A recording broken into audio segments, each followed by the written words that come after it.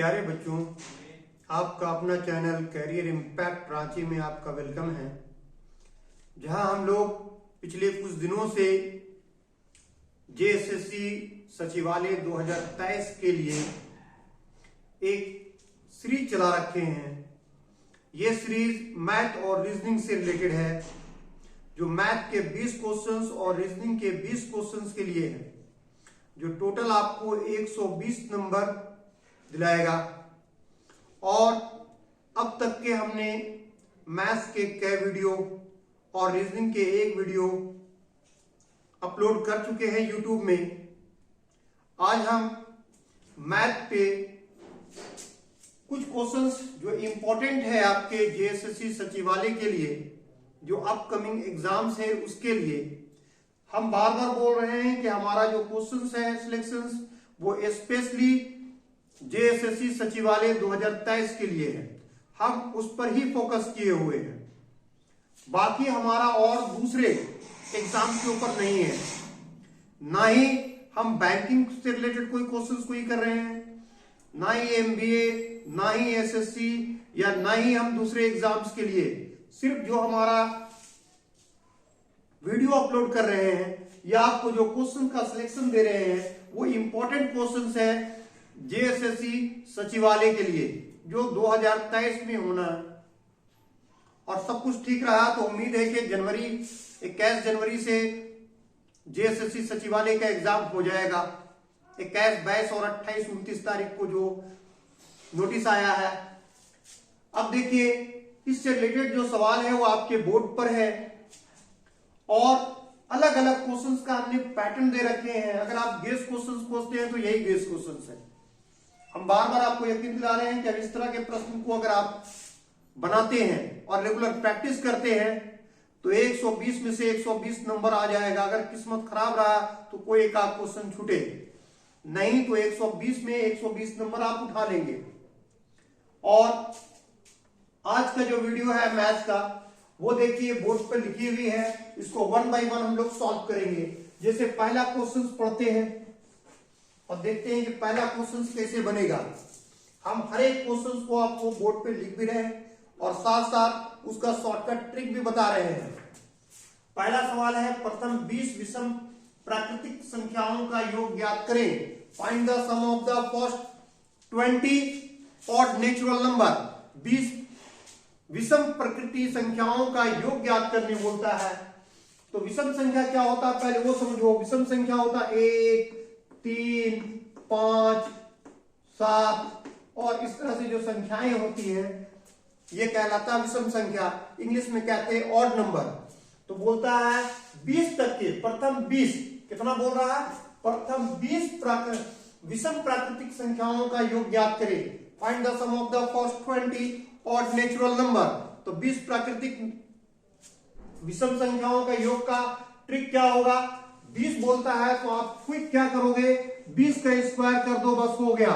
20 का स्क्वायर 400 और ये आंसर हो गया। क्लियर है। जितना टर्म्स दिया रहे सिर्फ उसका स्क्वायर कर दो, वो सब निकल गया।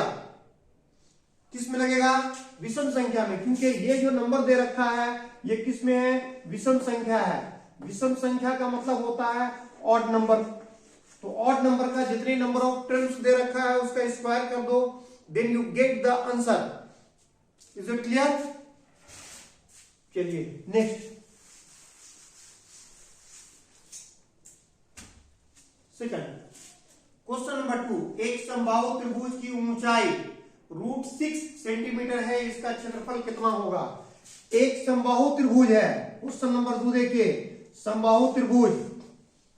समबाहु त्रिभुज किसे कहते हैं, जिस त्रिभुज की सभी भुजाएं समान हो और प्रत्येक कोण 60 डिग्री हो या प्रत्येक कोण भी समान हो, उसे हम समबाहु त्रिभुज कहते हैं। ठीक है। Those triangle having all sides are equal is called the equilateral triangle। जिस त्रिभुज की सभी भुजाएं समान हो उसे हम लोग समबाहु त्रिभुज कहेंगे। और इस त्रिभुज का क्या दे रखा है, ऊंचाई। ये होता है ऊंचाई, हाइट। और ये हाइट दे रखा है कितना, √6 सेंटीमीटर। इसकी ऊंचाई दी हुई है √6 सेंटीमीटर और बोलता है कि इसका क्षेत्रफल ज्ञात कीजिए। तो देखो समबाहु त्रिभुज का ऊंचाई का फार्मूला होता है हाइट इज इक्वल टू होता है √3/2 इंटू साइड। साइड मतलब भुजा, ऊंचाई बराबर हो गया √3/2 इंटू साइड। अब ऊंचाई यहां दे रखा है, ऊंचाई कितना है √6, ठीक है। अच्छा √6 बराबर दे रखा है क्या √3/2 इंटू साइड। अब यहां से सॉल्व हो जाएगा, √6 को लिख सकते हो √3 इंटू √2, ये डिवाइड में इधर जाएगा तो मल्टीप्लाई में, और ये मल्टीप्लाई में है तो कहां आ जाएगा डिवाइड में, इक्वल टू साइड। देखो यहां से √3 कैंसिल हो जाएगा तो कितना निकलेगा 2√2, ये क्या निकल गया साइड। बट हमें साइड नहीं निकालना, भुजा नहीं निकालना, साइड का मतलब भुजा, भुजा साइड। तो side of the equilateral triangle is 2√2। समझ में आ गया। हमें निकालना समबाहु त्रिभुज की ऊंचाई दी गई है, उसका क्षेत्रफल निकालिए, और क्षेत्रफल का फार्मूला होता है, क्षेत्रफल बराबर होता है √3/4 इंटू साइड स्क्वायर। साइड कितना दे रखा है 2√2, इसे 2 टाइम लिखेंगे क्योंकि √3/4 इंटू साइड स्क्वायर मतलब भुजा का वर्ग होता है, तो वर्ग का मतलब 2 मरतबा लिखेंगे। अब यहां देखो 2 दूनी 4, ये 4 कैंसिल हो जाएगा। अब गुना करो, √2 को √2 से गुना करो तो √4 का निकलेगा कितना 2, तो 2√3 सेंटीमीटर स्क्वायर, यही इसका आंसर हो जाएगा। तो इसका ऑप्शन क्या होगा, पहला वाला का क्या आंसर निकला था 400, क्वेश्चन नंबर 1 का आंसर निकला था 400, क्वेश्चन नंबर 2 का आंसर निकला 2√3 सेंटीमीटर स्क्वायर, कितना आ जाएगा बी में देखो 2√3 सेंटीमीटर स्क्वायर दे रखा है, ये आंसर हो गया। तो क्वेश्चन नंबर ए का answer D, option question number 2 का ऑप्शन बी। क्लियर है, यहां तक समझ में आ गया। अब चलिए नेक्स्ट क्वेश्चन नंबर 3 देखते हैं।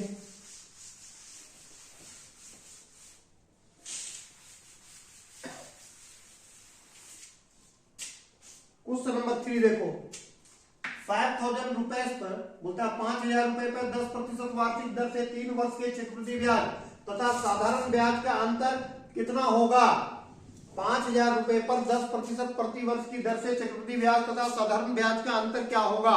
What is the difference between the compound interest and simple interest on 5000 rupees for 3 years. तो 3 साल का निकालना है अंतर, हमें ज्ञात करना है अंतर किसके किसके बीच, चक्रवृद्धि ब्याज और साधारण ब्याज पर। कितना रुपया पर 5000 रुपए पे 10% प्रति वर्ष की दर से 3 साल का। तो देखो इसका ट्रिक, आप डिफरेंस जब निकालोगे अर्थात अंतर निकालोगे, अंतर किसका निकालना है, कंपाउंड इंटरेस्ट और सिंपल इंटरेस्ट। इनका अंतर निकालने के लिए जितना पैसा बोले उतना लिख दो, 5000 बोलता है तो 5000 लिख दो। अब देखो दिया हुआ है 10% प्रति वर्ष, तो इसको लिखोगे 10/100 इंटू 10/100। अब तीसरे साल के लिए 300 में प्रतिशत जोड़ दो, तो 10% दिया हुआ है और 300 में जोड़ोगे तो ये हो जाएगा 310, ठीक है, बटा 100। समझ में आ गया। इस तरफ लिख देते हैं, शायद ज्यादा उधर हो गया। देख लो, अंतर निकालना है। अंतर 5000 रुपए पर 10% की दर है तो 10/100 गुना 10/100। तीसरे साल के लिए निकालने बोलेगा 300 में प्रतिशत जोड़ोगे तो 310/100। अब उम्मीद है क्लियर नजर आ रहा होगा।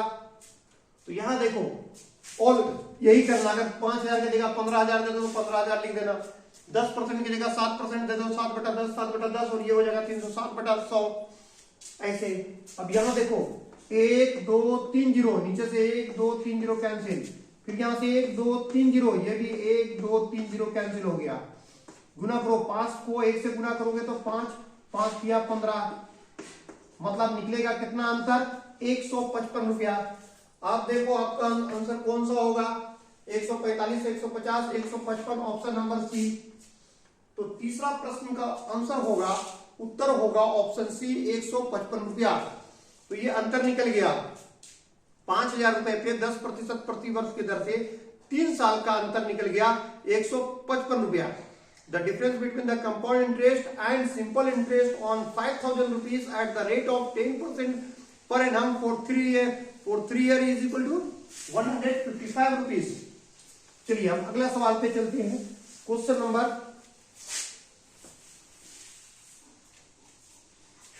4। चौथा बोलता है कमला तथा निशा की आयु का अनुपात 6:5 है तथा इनकी आयु का योग 44 वर्ष है। 8 वर्ष बाद इनकी आयु का अनुपात क्या होगा। इसमें 2 व्यक्ति दे रखा है, एक है कमला और दूसरा है निशा, और इनके आयु का अनुपात दे रखा है 6:5। इनके आयु का अनुपात कितना दिया हुआ है, 6:5, और उनके आयु का योग दे रखा है 44 वर्ष। आयु का योग दे रखा है 44 वर्ष। ये 44 वर्ष दोनों का एज का है, some of their ages is 44 years and their ratio is 6:5, और उसका अनुपात 6:5 है। तो 8 साल बाद उनकी आयु का अनुपात निकालने बोल रहा, आयु का अनुपात निकालने बोलता है 8 साल के बाद। ये तो अभी का दे रखा है ना, टोटल अभी उसका एज है 44, दोनों का उम्र जोड़ देंगे, कमला और निशा दोनों का उम्र जोड़ देंगे तो 44 साल होगा, और वो किस अनुपात में है, 6:5 में है। तो 8 साल बाद उनका अनुपात निकालने के लिए बोल रहा है। तो देखो क्या करोगे, शॉर्टकट ट्रिक के लिए इन दोनों को जोड़ोगे तो कितना होगा, 6 5 11 से इसको भाग दे दोगे तो ये 4 बार जाएगा। इसका मतलब हो गया कि 4 को 6 से गुना करो तो इसकी उम्र है 24 साल, और 4 को 20 से गुना करो तो इसका उम्र हो गया 20 साल। इसका मतलब है कि कमला का उम्र 24 साल है अभी, और निशा की उम्र 20 साल है। 8 साल के बाद किसका अनुपात निकालने बोलता है, तो 8 साल इसका भी उम्र बढ़ेगा, 8 साल इसका भी उम्र बढ़ेगा। तो ये 8 साल में हो जाएगी 32 साल की, और ये 8 साल के बाद हो जाएगी 28 साल में। तो 8 साल के बाद कमला की आयु जो होगा वो 32 साल और निशा का 28 ईयर्स, 28 वर्ष। After 10 years their ages will be 32 and 27 years। अब ये कट रहा, काट दो, 4 8 32, 4 7 28, तो सिंपल रेशियो हो गया 8:7। तो देखो 8 साल के बाद उनके अनुपात क्या होगा, 8:7। ये option C is the answer, option C दे रखा 8:7। इसका मतलब कमला और निशा का जो आयु का अनुपात होगा 8 साल के बाद वो 8:7 होगा। The ratio will be Kamala and Nisha is 8:7 after 8 years। Is it clear. चलिए अब नेक्स्ट क्वेश्चन की तरफ चलते हैं। क्वेश्चन नंबर 5, 5वां सवाल है, एक कुर्सी को 1144 रुपए में बेचने पर एक व्यक्ति को 30% लाभ होता है। कुर्सी का क्रय मूल्य कितना है। एक कुर्सी को एक व्यक्ति एक कुर्सी बेचता है 1144 रुपए में, तो उसे 30% का लाभ होता है। कुर्सी का क्रय मूल्य बताइए। A person sold a chair for 1144 rupees and get 30% profit on it। Then find the cost price of the chair। तो उस चेयर का कॉस्ट प्राइस निकालने बोलता है। तो देखो सेलिंग प्राइस कितना है, 1144 रुपया है, और इतना में बेचने पर अगर 1144 रुपया में बेच रहे हैं तो 30% का लाभ हो रहा है। इसका मतलब है कि खरीदे होंगे कम में, तो कितना में खरीदे होंगे, तो आप क्या करोगे, 100/100 में 30% प्रॉफिट हो रहा तो 130 लिख देना। अब देखो यहां से 1 0 1 0 कैंसिल होगा, 13 1 है 13, 13 8 104, 13 8 104। अब यहां 114 में से 104 गया तो बचेगा 10, फिर 104 हो गया तो 13 8 104। तो आपका निकल गया आंसर कितना, 88, एक जीरो बच रहा है, तो 880 रुपया। It means that person got the chair for 880 rupees. इसका मतलब है वो व्यक्ति वो चेयर 880 रुपए में खरीदा होगा। जो चेयर को उन्होंने 1144 रुपए में बेचा और 30% लाभ प्राप्त किया, इसका मतलब है कि वो चेयर को उसने 880 रुपए में खरीदा होगा। इज इट क्लियर, या किसी को डाउट है बताइए। अगर कोई डाउट है तो मुझसे कमेंट के जरिए पूछ सकते हैं। नेक्स्ट क्वेश्चन, क्वेश्चन नंबर 6 यहां दे रखा है, यदि √3 बराबर 1.732 तथा √2 इक्वल टू 1.414 हो तो 1/√3 प्लस √2 का वैल्यू निकालना है। यहां √3 का वैल्यू दे रखा है 1.732, बहुत ही इंपॉर्टेंट सवाल। √2 का वैल्यू दे रखा है 1.414 और आपको बोल रहा है फाइंड करने के लिए then find the value of √3 plus √2। क्वेश्चन क्या है कि if √3 is equal to 1.732 and √2 is equal to 1.414 then find the value of 1/√3 plus √2। अगर √3 का मान 1.732 है और तथा √2 बराबर दिया हुआ है 1.414, तो 1/√3 प्लस √2 का मान ज्ञात करो। तो देखो इस तरह के प्रश्न को कैसे बनाओगे क्विक शॉर्टकट में। आप देखोगे 1/ जो भी दिया हुआ होगा यहां उसको नहीं ध्यान में देना। 1/ अगर ये प्लस में है, अगर ये प्लस में है तो आप क्या करोगे, माइनस करोगे, मतलब इन दोनों को घटाओगे।